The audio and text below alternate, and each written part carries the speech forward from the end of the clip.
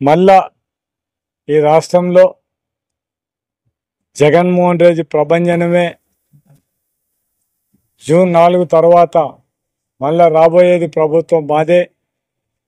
మేము ప్రజలకు ఎన్నో సంక్షేమ పథకాలు ఈ 5 సంవత్సరాల్లో పార్టీలు చూడకుండా, కులాలు చూడకుండా, మతాలు చూడకుండా అర్హులైన పేద ప్రజలకందరికీ కూడా ఎవరితో సంబంధం లేకుండా అర్హులైన ప్రతి ఒక్క పేదవానికి కూడా ఖచ్చితంగా మేమందరం కూడా పథకాలు ఇవ్వడం జరిగింది. అందుకు ప్రజలే మమ్మల్ని స్వచ్ఛందంగా గెలిపిస్తారనేది మాకందరికీ ధైర్యంగా మాకందరికీ ఉంది. మా జగన్మోహన్ రెడ్డి చేసిన సంక్షేమ పథకాలు నవరత్నాల్లో మేము ప్రజలకు ఏం చేసినాం ఆ పథకాలే మమ్మల్ని గెలిపిస్తారనే ధైర్యం మాకుంది. కాబట్టి మేము దాని గురించి ఎలక్షన్ జూన్ 4వ తేదీ అయిపోయిన తర్వాత రాబోయేది వైఎస్ఆర్ మళ్ళా రెండోసారి ఈ రాష్ట్ర ముఖ్యమంత్రిగా జగన్మోహన్ రెడ్డి రాబోతున్నాడు. పాణ్యం నియోజకవర్గం నుంచి 7వసారి ఎమ్మెల్యేగా మళ్ళా నేనే గెలిచబోతున్నానని మాత్రం, ఖచ్చితంగా గెలుస్తానని మాత్రం నేను సభాముఖంగా విజ్ఞప్తి చేస్తున్నాను. పాణ్యం నియోజకవర్గ ప్రజల అండదండలు నాకున్నాయి.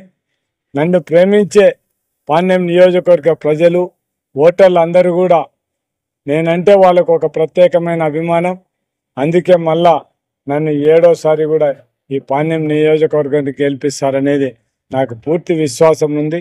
ఈరోజు ప్రజలలోకి నేను గడప గడపకు క్యాన్వాస్ పోతే కూడా వాళ్ళందరూ కూడా వాళ్ళు ఇచ్చే ప్రోద్బలం కానీ, వాళ్ళు ఇచ్చే చేయూత కానీ, లేకుంటే వాళ్ళు ఇచ్చిన రెస్పాన్స్ కానీ ఇవన్నీ కూడా చూసిన తర్వాత 2019లో ఏ విధంగా ఈ పాణ్యం నియోజకవర్గం నుంచి గెలిచినానో అదేవిధంగా మళ్ళీ ఈ పాణ్యం నియోజకవర్గం నుంచి గెలుస్తానే ధైర్యం నాకుంది. అందుకు నేను ఎప్పుడు కూడా పాణ్యం నియోజకవర్గ ప్రజలకు రుణపడి ఉంటాను. వాళ్లకు నన్ను 1985 నుంచి మళ్ళీ 2009 డీలిమిటేషన్ అయిన తర్వాత కూడా పాణ్యం నియోజకవర్గ ప్రజలను నన్ను ఆదరించడం జరుగుతుంది. కాబట్టి వాళ్ళకి ఎల్లవేళలా కృతజ్ఞత ఉంటాను. ఖచ్చితంగా వాళ్ళ మీద, నా మీద సంపూర్ణ విశ్వాసం వాళ్ళకు ఉంది. కాబట్టి నేను ఖచ్చితంగా గెలిచానే ధైర్యం నాకుంది.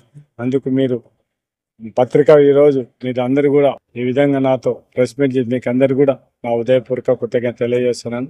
అదేవిధంగా స్వచ్ఛందంగా వచ్చిన మా పాణ్యం నియోజకవర్గ ప్రజలకు అందరికి కూడా నేను పిలిచకపోయినా కూడా వాళ్ళే స్వచ్ఛందంగా వచ్చి ఈరోజు ఈ నామినేషన్ కార్యక్రమంలో పాల్గొన్న ప్రతి ఒక్కరికి కూడా నా ఉదయపూర్వక కృతజ్ఞత.